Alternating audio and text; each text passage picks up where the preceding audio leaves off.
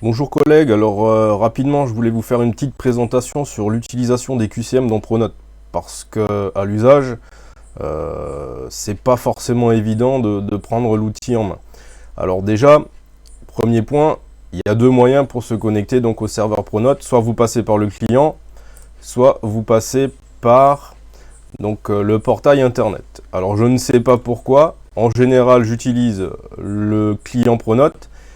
Mais les QCM dans le client Pronote, des fois ça bug, il y a des blocages, il y a des temps de téléchargement très longs, ce qui n'est pas le cas quand vous passez par le portail internet. Donc je vais vous montrer aujourd'hui comment j'utilise les QCM en passant par le portail internet. Alors première chose, donc dans l'onglet outils pédagogiques QCM, donc vous avez la possibilité de créer des QCM. Donc là j'en ai créé par exemple deux pour les 6e. Alors vous voyez, il y a un temps de téléchargement. Donc vous faites créer un nouveau QCM, vous écrivez vos questions.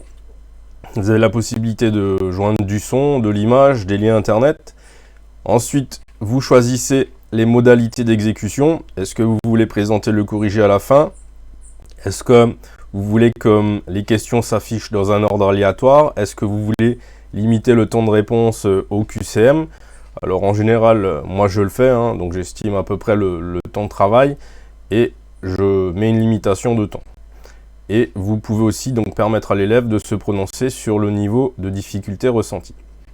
Une fois que votre QCM est créé, alors vous avez plusieurs possibilités de distribuer ce QCM. Donc soit vous le mettez dans le cahier de texte, soit vous le mettez dans la partie notes.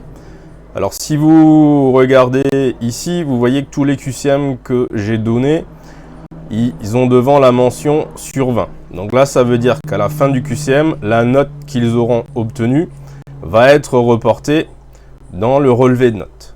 Alors un exemple, je veux attribuer un QCM. Donc je fais un clic droit sur le QCM. Et je vais associer le QCM à un nouveau devoir. Il n'y a qu'en associant le QCM à un nouveau devoir que vous allez récupérer les notes dans votre relevé de notes. Si vous associez le QCM à un cahier de texte, le QCM sera donné en tant que devoir et la note ne sera pas comptabilisée. D'accord? Donc si vous voulez avoir une note, il faut bien associer le QCM à un nouveau devoir. Donc ça, c'est la première méthode. Donc on fait un test. Donc j'associe le QCM à un nouveau devoir. Vous choisissez une de vos classes. Donc je vais choisir une classe que je n'ai pas. Voilà. Vous dites quel jour vous voulez que le QCM soit accessible. Donc là, on est le 6, donc il va être accessible aujourd'hui à partir de 7 h. Et vous dites combien de temps vous voulez qu'il soit disponible. Alors moi, j'ai mis un mois. D'accord? Pour être sûr que les élèves aient le temps de voir le lien et de faire le QCM.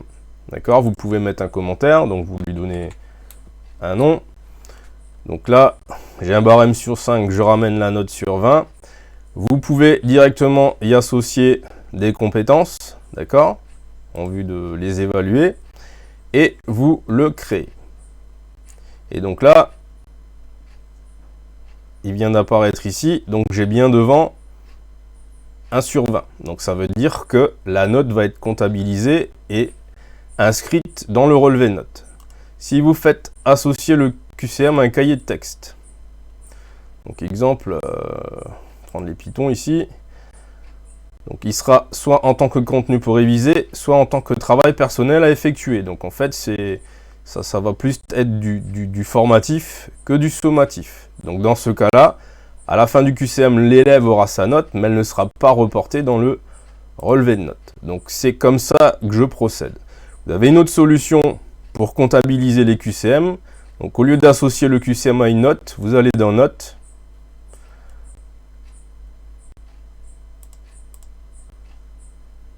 Saisie. Voilà, vous choisissez une classe.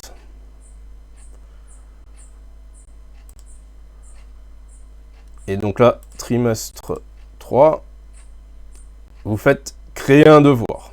Et quand vous créez le devoir, vous y associez le QCM. Donc vous choisissez dans votre liste de QCM le QCM que vous voulez faire. Et donc là, pareil, vous avez les mêmes paramétrages que tout à l'heure. Et quand vous le créez, donc vous avez la colonne de notes qui est apparue et le QCM est apparu sur l'interface des élèves. Donc il n'y a qu'en procédant ainsi que vous allez pouvoir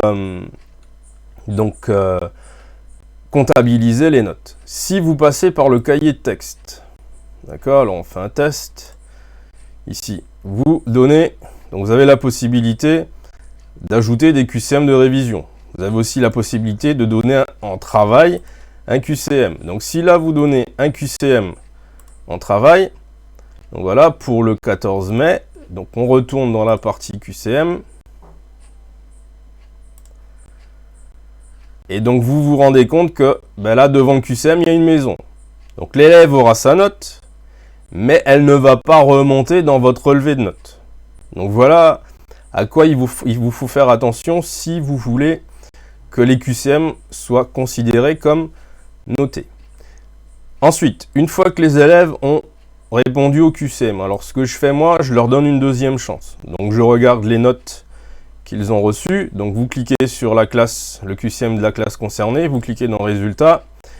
Et donc là, vous avez les notes. Si je m'aperçois qu'un élève n'a pas eu la moyenne une première fois, donc je fais un clic droit sur le nom de l'élève et je peux permettre aux élèves sélectionnés de refaire le devoir. Donc c'est ce que je propose de faire.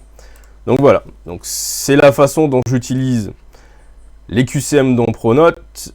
Et voilà, il faut faire attention aux nuances. Quand vous donnez le QCM en devoir ou en révision, la note s'affiche à l'écran pour l'élève, mais elle n'est pas remontée dans le relevé de notes. Donc la seule façon de relever les notes, c'est de donner le QCM en tant que devoir. Donc soit vous associez le QCM au devoir, soit vous créez le devoir et vous y associez le QCM. Donc là j'ai créé des QCM, donc je reviens, donc là maintenant je veux les supprimer. Donc j'ai créé celui-là et celui-là, donc clic droit,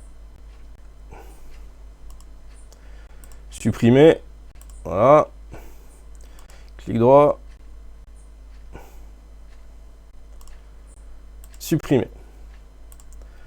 Voilà, alors j'espère que ce petit tutoriel pourra vous aider.